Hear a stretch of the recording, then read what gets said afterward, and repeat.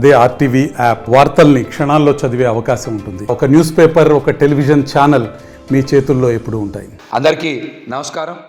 మాజీ ముఖ్యమంత్రి జగన్మోహన్ రెడ్డి గారికి పేద సామాన్య వర్గాల పట్ల ప్రేమ ఉండబట్టి, వారికి మంచి మనసు, మానవత్వం ఉండబట్టి, పేద ప్రజల జీవితాల్ని అభివృద్ధి బాట వైపు తీసుకువెళ్లాలనేటువంటి ఒక గొప్ప ఉద్దేశంతో బటన్స్ నొక్కారు.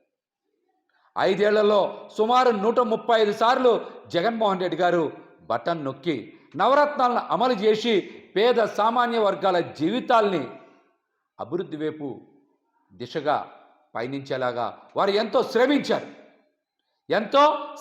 అందుకే వాటికి నవరత్నాలని పేరు పెట్టారు, అమలు చేశారు.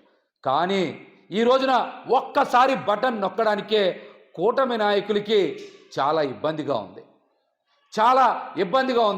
అందుకనే సూపర్ 6 పేద ప్రజల జీవితాలు పీకలు నొక్కడానికే అబద్ధపు హామీలు ఇచ్చారు, మోసపూరిత ప్రకటనలు చేశారు. ఈరోజు అధికారంలోకి వచ్చి 50 రోజులు అవుతున్నా ఒక్కటంటే ఒక్క పథకానికి కూడా నియమ నిబంధనలు పెట్టలేకపోయారంటే వారి పాలనలో దొలతనం మనందరం కూడా అర్థం చేసుకోవాలి. మరి ఎన్ని ఇబ్బందులున్నా, ఎన్ని కష్టాలున్నా జగన్మోహన్ రెడ్డి గారు బటన్ నొక్కారు. ఆ బటన్ నొక్కడం మీద చాలామంది అవహేళనగా మాట్లాడారు. కానీ ఈ రోజున ఒక్కసారి బటన్ నొక్కడం ఎంత కష్టమో పాలనలో ఉన్నటువంటి చంద్రబాబు గారికి, పవన్ కళ్యాణ్ గారికి, పురంధరేశ్వర్ గారికి అర్థమైంది. అట్లాంటిది 135 సార్లు జగన్మోహన్ రెడ్డి గారు బటన్ నొక్కి పేద ప్రజల జీవితాల్లోకి, పేద ప్రజల ఖాతాల్లోకి డబ్బులు మళ్లించారంటే వారి సమర్థవంతమైనటువంటి పాలన గురించి ఈ రోజున రాష్ట్రం మొత్తం చర్చ జరగాలి. జగన్మోహన్ రెడ్డి గారు పాదయాత్ర చేసి ప్రజల కష్టాలను తెలుసుకొని పథకాలు అమలుకి నవరత్నాలని పేరు పెట్టి అద్భుతంగా అమలు చేశారు. వారు పాదయాత్ర చేసింది ప్రజల కష్టాలను తెలుసుకొని పథకాలు అమలు చేయడానికి. కానీ లోకేష్ గారు పాదయాత్ర చేసింది పగ ప్రతీకారం తీర్చుకొని రెడ్ బుక్ రచించడానికి అన్న విషయం ఈరోజు అందరికీ కూడా అర్థమవుతుంది. ఆచరణకు, అమలుకు అవకాశం లేనటువంటి పథకాల్ని సూపర్ 6గా పేరు పెట్టి ఈరోజు ప్రజల్ని మోసం చేశారు. ప్రజల చెవిలో ఫ్లవర్ కాదు, క్యాలీఫ్లవర్ పెట్టి అడ్డంగా మోసం చేసినటువంటి వ్యక్తులు చంద్రబాబు గారు, పవన్ కళ్యాణ్ గారు, పురంధరేశ్వర్ గారు అని కూడా ఈ సందర్భంగా తెలియజేస్తాము. అసెంబ్లీలో కూటమి నాయకులు ప్రవచనాలు మాని పథకాల కోసం చర్చ చేస్తే బాగుండేది. చంద్రబాబు గారు నిన్న మాట్లాడుతున్నారు, సూపర్ 6 చేస్తే భయం వేస్తుంది అని. మీరు భయపడద్దు. మీరు పవన్ కళ్యాణ్ గారు, పురంధరేశ్వర్ గారు పథకాలు ఎలా అమలు చేయాలి, వాటికి నిధులు ఎలా సేకరించాలని మీరు భయం చెందాల్సినటువంటి అవసరం లేదు. మీరు జగన్మోహన్ రెడ్డి గారి దగ్గరికి వచ్చి 1 గంట 2 గంటలో ట్యూషన్ చెప్పించుకుంటే పథకాలు ఎలా అమలు చేయాలి, వాటికి నిధులు ఎలా సేకరించాలని జగన్మోహన్ రెడ్డి గారు మీకు చెప్తారు.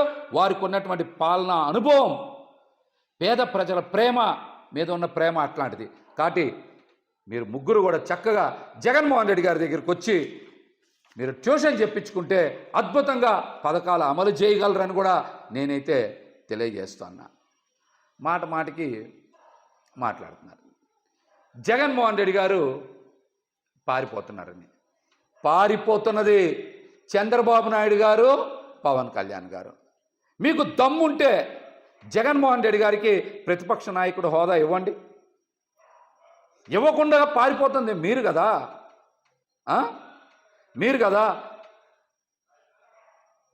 మీరు అసెంబ్లీలో ఈ 5 రోజులు విడుదల చేసినటువంటి అన్ని శ్వేతపత్రాల మీద జగన్మోహన్ రెడ్డి గారు నిన్న అద్భుతంగా గణాంకాలతో సహా చాలా చక్కగా ఫ్యాక్ట్ పేపర్ విడుదల చేశారు.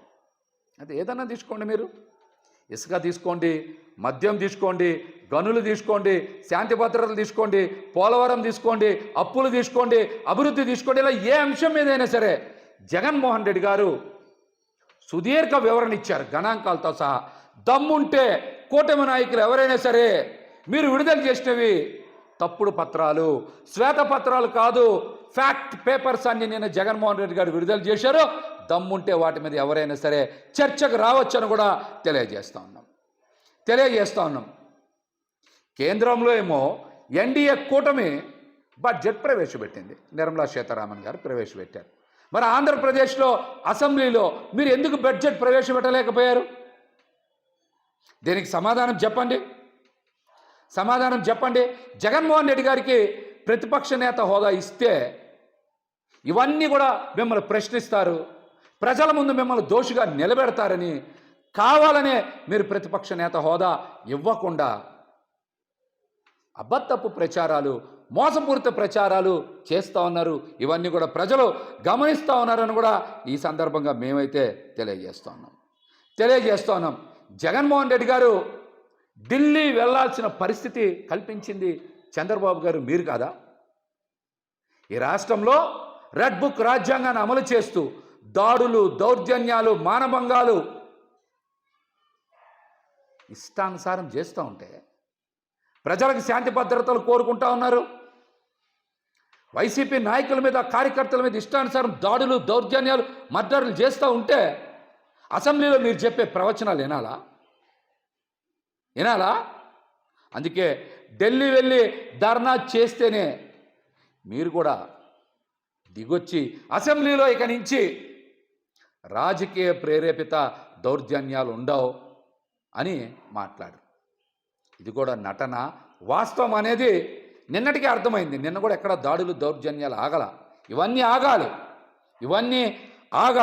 మరిన్ని వీడియోస్ కోసం ఛానల్ ని సబ్స్క్రైబ్ చేయండి. లేటెస్ట్ అప్డేట్స్ కోసం వాట్సాప్ ఛానల్ ని ఫాలో చేయండి. అండ్ లింక్ డిస్క్రిప్షన్ లో ఉంది.